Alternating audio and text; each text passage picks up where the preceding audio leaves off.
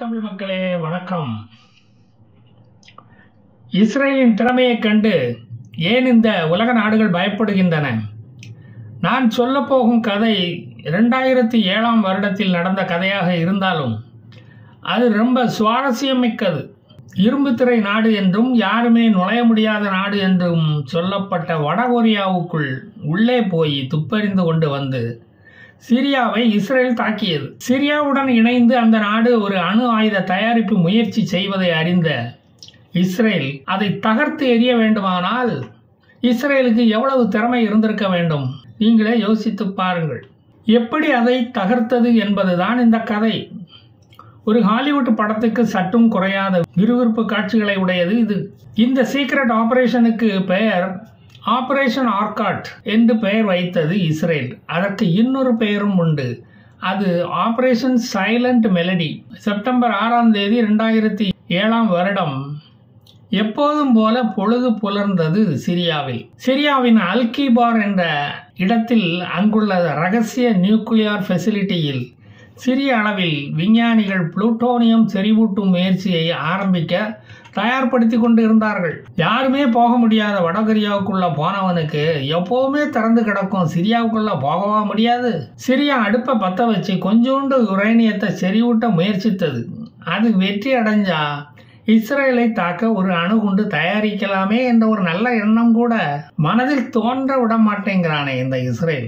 பாலஸ்தீனர்களுக்கு விடுதலையை வாங்கி கொடுத்து அதை தன் கட்டுப்பாட்டில் வைக்கலாமே என்று நினைச்சது இஸ்ரேலிய கழுகுக்கு மூக்கில வேர்த்து கொட்டி விட்டதே. ஆமா, இந்த சிரியன் போட்ட திட்டத்தை இஸ்ரேல் எப்படி கண்டுபிடித்தது என்பதுதான் இந்த கதை. அந்த கதையை நான் இன்னும் சொல்லவே ஆரம்பிக்கல. அதுக்குள்ள நீங்க பறந்தீங்கன்னா எப்படி? எல்லாம் ஒரு சைபர் திருட்டு கதை தான். இதற்கு முன்பு 2004ஆம் வருடம் வடகொரியாவில் நிகழ்ந்த ஒரு பெரும் வெடி விபத்தை இஸ்ரேலிய சேட்டலைட்டுகள் படம் பிடித்தன. அந்த வெடி விபத்து ஒரு பூகம்பம் போல இருந்தது. அது 3.6 ரிச்சர் ஸ்கேலில் பதிவாகி இருந்தது. இஸ்ரேலுக்கு உடனே மூக்கில் வேர்த்தது. ஆனால் வடகொரியாவோ பெட்ரோலியம் கேஸ் ஏற்றிச் சென்ற குட்ஸ் ட்ரெயின் விபத்துக்குள்ளாகியதாக புழுகியது. நூற்றுக்கணக்கில் பொதுமக்கள் இறந்து கிடந்தார்கள். ஆயிரக்கணக்கில் மக்கள் மாயமாகி இருந்தார்கள். ஆயிரக்கணக்கில் மக்கள் காயமடைந்திருந்தார்கள். அவர்கள் இருந்த இடத்தை வடகொரிய ராணுவம் சுற்றி வளைத்து பாதுகாத்தது. இந்த விபத்தை பற்றி அறிய முற்பட்ட 4 பத்திரிகை நிருபர்கள் அரெஸ்ட் செய்யப்பட்டார்கள். பிறகு ஒரு வாரத்தில் பொதுமக்கள் செல்போன் உபயோகிக்க 5 வருடங்களுக்கு தடை விதிக்கப்பட்டது. வடகொரிய குழந்தைகள் சாப்பிட அடம் பிடித்தது. நிலாச்சோறு ஊட்ட தாய்மார்கள் திணறினார்கள். ஒரு பெட்ரோல் டேங்கர் ரயில் வெடித்ததால் அவ்வளவு பெரிய நில அதிர்வு ஏற்படுமா? சாதாரணமான எவனுக்குமே தோன்றும் சந்தேகம் இஸ்ரேலுக்கும் தோன்றியது. வடகொரிய மக்களுக்கு உண்மை என்னவென்று தெரியாமல் அவர்களால் தவிக்க மட்டும்தான் முடிந்தது.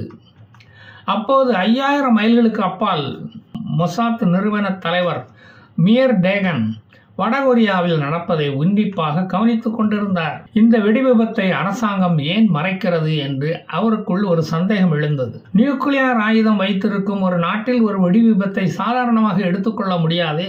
அடுத்த நாள் சிரியாவில் இருந்து ஹியூமானிடேரியன் உதவி என்று சொல்லிக்கொண்டு ஒரு விமானத்தில் பல ரிலீஃப் மெட்டீரியல் பொருட்களை ஏற்றிக்கொண்டு வடகொரியா தலைநகர் பியாங்யாங்குக்கு வந்து இறங்கியது அந்த விமானம். அந்த விமானம் திரும்பி செல்லும் போது அதில் 15 சவப்பெட்டிகள் ஏற்றப்பட்டன. அந்த சவப்பெட்டிகள் லெட் என்ற உலோகத்தால் செய்யப்பட்டிருந்தது. அதாவது ரேடியேஷனை தவிர்க்கும் பொருட்டு லெட் சாம்பரில் அதை வைத்திருந்தார்கள். அதனால் இஸ்ரேலின் சந்தேகங்கள் உறுதிப்படுத்தப்பட்டது.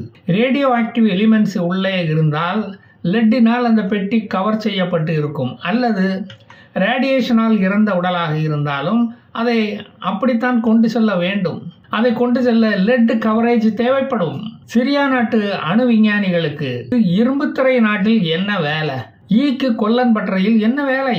சந்தேகம் வரத்தானே செய்யும்.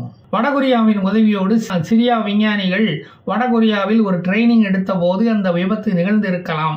சிரியா நாட்டு குர்பானி ஆடு பலியாகிவிட்டது. அதுதான் நடந்துள்ளது என்பது எல்கேஜி கூட படிக்காத இஸ்ரேலுக்கு தெரியாதா? இந்த விபத்து நடந்து 1.5 ஆண்டுகளுக்கு பிறகு லண்டனில் நடந்த ஒரு அணு விஞ்ஞானிகள் மாநாட்டுக்கு சிரியா விஞ்ஞானிகள், சிரியா அணுசக்தி விஞ்ஞானிகள் வந்திருந்தனர்.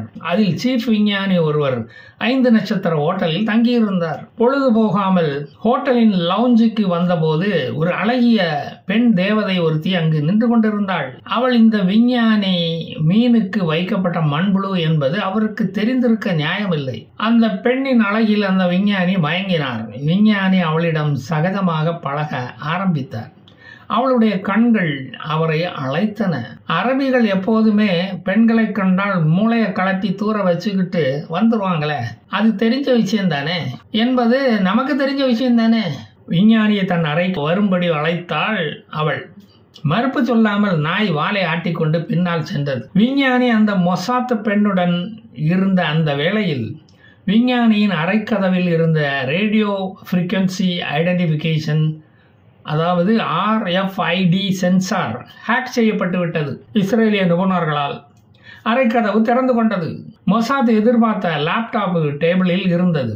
அதனுடைய ஹார்டு டிரைவ் அப்படியே காப்பி செய்யப்பட்டது. அதன் முக்கிய தகவல்கள் மொசாத் தலைமைச் செயலகத்துக்கு அங்கிருந்தே அனுப்பப்பட்டது.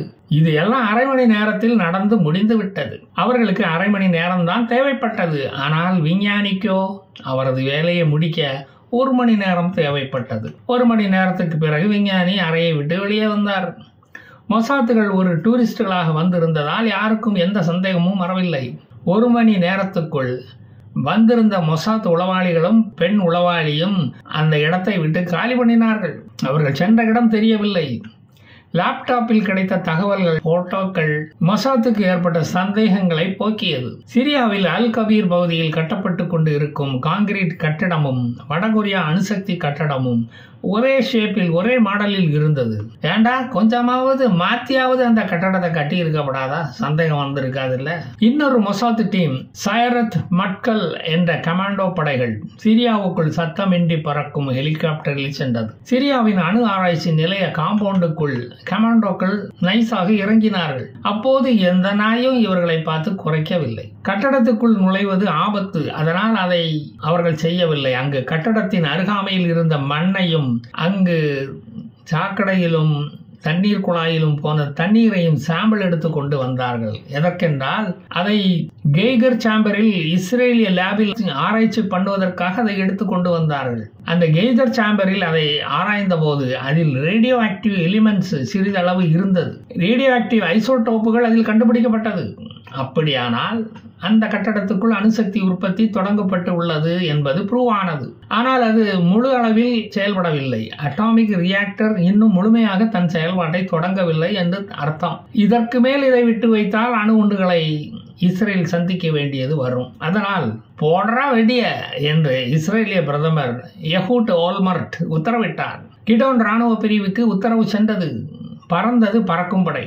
F-15I RAM, F-16I சுபா விமானங்கள் லெபனான் நாடு வழியாக சிரியாவுக்குள் பறந்தது. மே மாதம்தான் இன்னொரு 7 வருடத்துக்கு ஜனாதிபதியாக இருப்பதற்கு பாஷர் ஆசாத் எக்ஸ்டென்ஷன் வாங்கியிருந்தார் அவருடைய பார்லிமெண்டில். செப்டம்பர் 7 இரவு அமிர்த யோகமும் அமாவாசையும் கூடிய சுப தினத்தில் சிரியா மேல் குண்டுமழை பொழிந்தது. அணு விஞ்ஞானிகளை தூங்க வைத்தது இஸ்ரேலிய கமாண்டோ படைகள். இஸ்ரேலின் சுடர் ஹேக்கிங் சிஸ்டம் லெபனானில் ரேடார்களை உறங்க வைத்தது. ரேடார்கள் அதுக்கப்புறம் எந்திரிக்கவே இல்லை. சிரியாவில் இருந்து வந்த போன் கால்கள் தான் இவர்களது தூக்கத்தை கலைத்தது. விஷயம் அறிந்து பதறினார்கள். சிரியாவில் அணு ஆயுத கூடத்துக்குள் சென்று தாக்குவது மிகவும் ஆபத்தானது. மொசாத்தின் வீரமிக்க வீரர்களை இழக்க வேண்டியது வரும் என்பதால் அந்த முயற்சி கைவிடப்பட்டது. எலக்ட்ரானிக் வாரை நடத்துவதுதான் இப்ப எல்லாம் ஃபேஷன் அப்படின்னு சொல்றாங்க. அதை 2007 இஸ்ரேல் நடத்தி முடித்து விட்டது. 25 டன் பாம் நியூக்ளியர் ஃபெசிலிட்டியின் மேல் போடப்பட்டது. மொசாத் ஐடிஎஃப் ராணுவத்தினர் வழக்கம் போல சத்தம் இல்லாமல் எதுவுமே நடக்காத மாதிரி இஸ்ரேலுக்குள்ள வந்து கடலை மிட்டாய் சாப்பிட்டுக்கிட்டு இருந்தாங்க. ஆனால் சிரியாவுக்குள் கலைவரங்கள் அரங்கேற தொடங்கியது.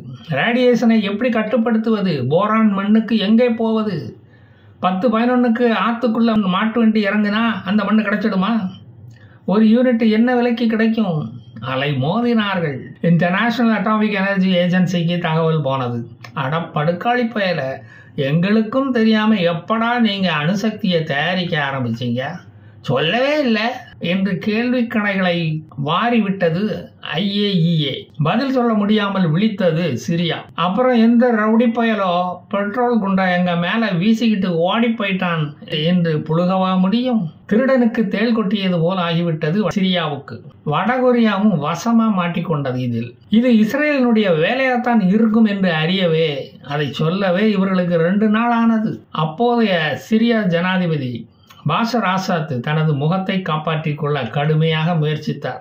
நாட்டின் பாதுகாப்பே கேள்விக்குறியானது. கூச்சல் போட்ட சிரிய நாட்டு எதிர்க்கட்சிகளை இரும்பு கரம் கொண்டு அடக்கினார் ஆசாத். இந்த அணு உலை தாக்கப்பட்டதை 2018 தான் இஸ்ரேல் ஒத்துக்கொண்டது. அதை நாங்கள் தான் செய்தோம் என்று. அமெரிக்காவும் இது சம்பந்தமான உளவு செய்திகளை இஸ்ரேலுக்கு கொடுத்து உதவி கொண்டுதான் இருந்தது. சிரியாவில் சிவில் வார் வெடித்தது. சும்மாவே காங்கிரஸ் கட்சி மாதிரி அங்க கோஷ்டி பூசல் அதிகம். இப்போ அட்டாமிக் ரேடியேஷன் வேற ஆயிருக்கு. சும்மா இருப்பாங்களா எதிர்கட்சிகள்? இஸ்ரேலை அழிக்க போட்ட திட்டம் இப்படி வெளியே தெரிந்து போய்விட்டதே என்று எதிர்கட்சிகள் கோஷம் போட்டு அவர்கள் ஜெயில் கம்பிகளை எண்ணியதுதான் மிச்சம். மொசாத் இருக்கிற இடம் தெரியாது, ஆனா அவன் வந்துட்டு போன இடம் மெதுவா தெரிய ஆரம்பிக்கும். மௌனமா சாத்துவதுதான் மொசாத்தினுடைய ஸ்டைல். இப்படி வடகொரியாவில் ரயில் விபத்து என்ற செய்தியை கேள்விப்பட்டு அதை விசாரிக்க போய் இந்த அணு ஆயுத தயாரிப்பு என்ற ரயில் இப்படித்தான் தடம் புரண்டது. நண்பர்களே, இந்த கதையை பற்றிய உங்களுடைய கருத்துக்களை பதிவிடுங்கள். நீங்கள் கமெண்ட்டுகளை போடும்போது நாகரிகமான வார்த்தைகளை உபயோகியுங்கள். கெட்ட வார்த்தைகளை தயவு செய்து உபயோகிக்க வேண்டாம் என்று தாழ்மையுடன் கேட்டுக்கொள்கிறேன். நான் மீண்டும் வருவேன் வேறொரு கதையுடன்.